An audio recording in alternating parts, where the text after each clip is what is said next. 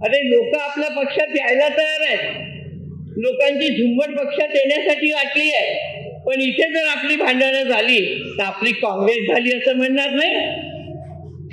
म्हणून आपल्याला आपली काँग्रेस होऊ द्यायची नाहीये. इथे तुम्ही आपला छोट्याशा मान सन्मानासाठी भांडता. अरे हा मान सन्मान कोणी दिला तुम्हाला? या छोट्या छोट्या कार्यकर्त्यांनी दिला. या ठिकाणी जनतेने तुम्हाला मोठं केलेलं आहे. भाजपच्या वर्धापन दिनी चंद्रपूर भाजपात 2 गट असल्याचं दिसून आलं. भाजपच्या स्थापना दिनानिमित्त रविवारी चंद्रपुरात मुनगंटीवार समर्थक आणि चंद्रपूरचे आमदार किशोर जोरगेवार यांनी 2 स्वतंत्र कार्यक्रमांचं आयोजन केलं होतं. यात मुनगंटीवार यांनी श्यामप्रसाद मुखर्जी वाचनालयातल्या कार्यक्रमाला हजेरी लावली आणि जोरगेवार यांनी आयोजित केलेल्या कार्यक्रमाकडे पाठ फिरवली. एकाच शहरात भाजपचे 2 स्वतंत्र कार्यक्रम आणि नेत्यांनी कार्यक्रमाकडे फिरवलेली पाठ लक्षात घेता चंद्रपूर भाजपमधील अंतर्गत गटबाजी दिसून आली. याच पक्षातील गटबाजीवर मुख्यमंत्री देवेंद्र फडणवीस यांच्या काकू आणि भाजपच्या ज्येष्ठ नेत्या शोभा फडणवीस यांनी तीव्र नाराजी व्यक्त केली आहे. यावेळी शोभा फडणवीस यांनी नाव न घेता माजी मंत्री सुधीर मुनगंटीवार यांच्यावर निशाणा साधलाय. जोरगेवार चंद्रपूरचे आमदार असल्यामुळे त्यांच्या कार्यक्रमाला सर्वांनी उपस्थित राहणं आवश्यक होतं. छोट्या छोट्या मान सन्मानासाठी भांडू नका, स्वतःच्या मोठेपणासाठी रडू नका, अशा शब्दात शोभा फडणवीस यांनी खडे बोल सुनावले. नेमकं काय म्हणाल्या शोभा फडणवीस तुम्हीच पहा. केंद्रात आहे, जेव्हा आपला पक्ष महाराष्ट्रात आहे तेव्हा या जिल्ह्यामध्ये पार्टीमध्ये भांडणं व्हावी.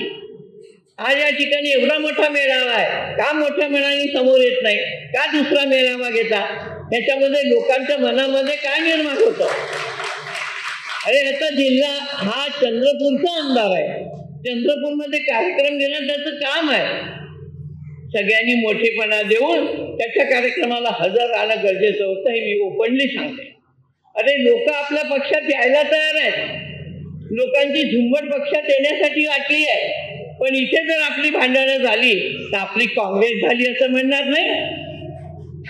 म्हणून आपल्याला आपली काँग्रेस होऊ द्यायची नाहीये. आपल्याला आपला भारतीय जनता पक्ष टिकवायचा आहे.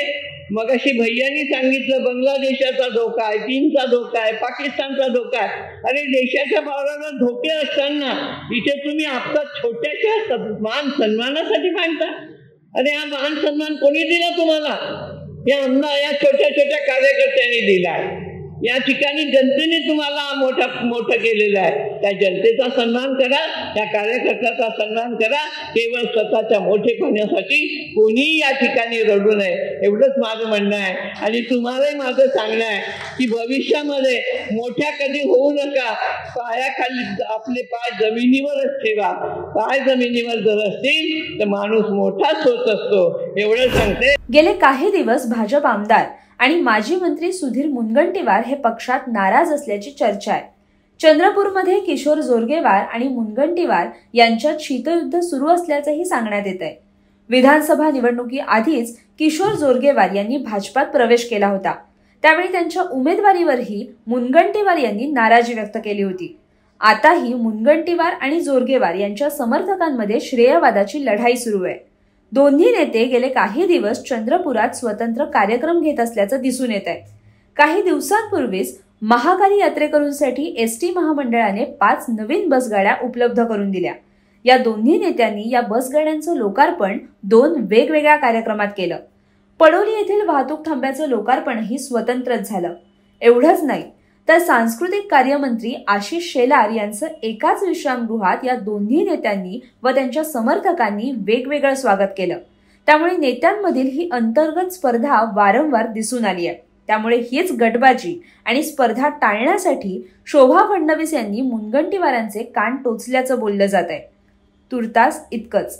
याबद्दल तुम्हाला काय वाटतं हे आम्हाला कमेंट करून नक्की सांगा आणि माय महानगर लाईव्ह चॅनलला सबस्क्राईब करायला विसरू नका.